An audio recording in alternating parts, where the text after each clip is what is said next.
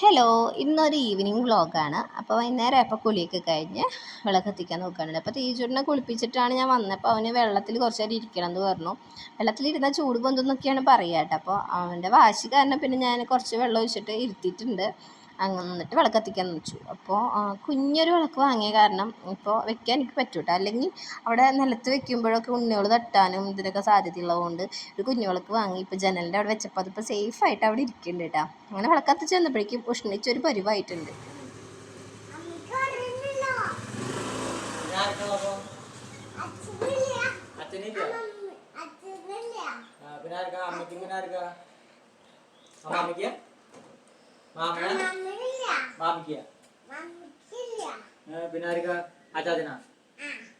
അച്ഛൻ വരുമ്പോൾ വീട്ടിൽ നടന്ന എല്ലാ കാര്യങ്ങളും പറഞ്ഞിട്ടാണ് അച്ഛനെ വീട്ടിലേക്ക് കയറ്റുള്ളൂ തീജുട്ടൻ. അപ്പോൾ ഇന്ന് കുറച്ച് സാധനങ്ങൾ വാങ്ങാനുണ്ടായിരുന്നു. അപ്പോൾ സൈത്തേട്ടൻ അത് എൻ്റെ കയ്യിൽ തന്നിട്ട് തീജുട്ടിനെയും കൊണ്ട് മുടി വെട്ടാൻ പോയിട്ട്, അപ്പോൾ ചന്തുട്ടിനെയും കൂടി കൊണ്ടുപോകണം എന്ന് വെച്ചിട്ട് വന്നത്. പക്ഷേ അവൻ കളിക്കാൻ പോയിട്ട് വന്നിട്ടില്ല.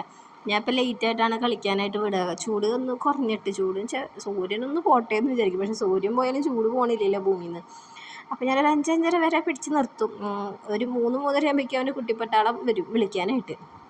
അപ്പോൾ ഇവിടെ വന്നപ്പോൾ നല്ല കൂട്ടുകളൊക്കെ ആൾക്ക് കിട്ടിയിട്ടുണ്ട്. കുറേ കുട്ടികളുണ്ട് ഇവിടെ കളിക്കാനായിട്ട് കേട്ടോ. അപ്പോൾ ആൾ പോയിട്ട് വന്നിട്ടില്ല. അപ്പോൾ ഞാൻ തന്നെ ഉള്ളൂ. അപ്പോൾ ഞാൻ വിളക്കൊക്കെ എടുത്ത് വെച്ചിട്ട് കറി വയ്ക്കാനായിട്ട് നിന്നായിരുന്നു. ചിക്കൻ കറി ആയതുകൊണ്ട് വിളക്ക് കത്തിക്കണ നേരത്ത് കറി വയ്ക്കാനായിട്ട് പറ്റില്ലല്ലോ.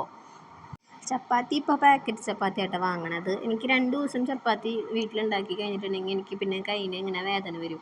അതെനിക്ക് മാത്രമാണെന്ന് എനിക്കറിയില്ല. എനിക്ക് പരത്തി അത് എനിക്ക് കയ്യിന് സ്ട്രെയിൻ കൂടുമ്പോൾ ഇപ്പോഴും കയ്യിന് ഇങ്ങനെ വേദന വരുന്നൊരു പ്രശ്നമുണ്ട് കേട്ടോ.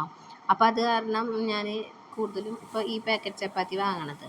അല്ലെങ്കിൽ ഞാൻ പിന്നെ ഗോതമ്പ് ദോശ ഉണ്ടാക്കുക ചെയ്യുക. അപ്പോൾ ചിക്കൻ കറിക്ക് ഗോതമ്പ് ദോശ അങ്ങോട്ട് മാച്ചല്ലല്ലോ. അത് കാരണം ചപ്പാത്തി ആക്കാമെന്ന് വെച്ചു കേട്ടോ. അപ്പോൾ ചിക്കൻ കുറച്ച് ഞാൻ മാറ്റി വയ്ക്കും ഇങ്ങനെ ഇട ദിവസങ്ങളിൽ ഉണ്ടാക്കാൻ വേണ്ടിയിട്ട്. അങ്ങനെ ഒരു കണക്കിന് ഞാൻ ഇന്ന് കറിയൊക്കെ ഉണ്ടാക്കിയെടുത്തിട്ടുണ്ട്. ഈ ചൂട് കാരണം കറി വെക്കാൻ തന്നെ എനിക്ക് അടുക്കളയിൽ കയറാൻ തോന്നില്ല കേട്ടോ.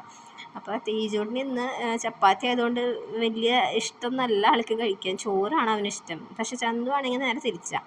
ചന്തുവിന് ചോറ് വെച്ച് ബാക്കി എന്തും പൊക്കോളും. ഇന്ന് എൻ്റെ കണക്ക് എവിടെയോ ചെറുതായിട്ടൊന്ന് പാളിയിട്ടാ. ചോറ് വെച്ചപ്പോൾ ഇത്തിരി കുറവുണ്ടായിരുന്നു. അപ്പോൾ തേജുവിനെ കൊണ്ട് ഞാൻ ചപ്പാത്തി കഴിപ്പിക്കാനായിട്ട് ഒരു ദിവസത്തെ കാര്യമല്ലേ.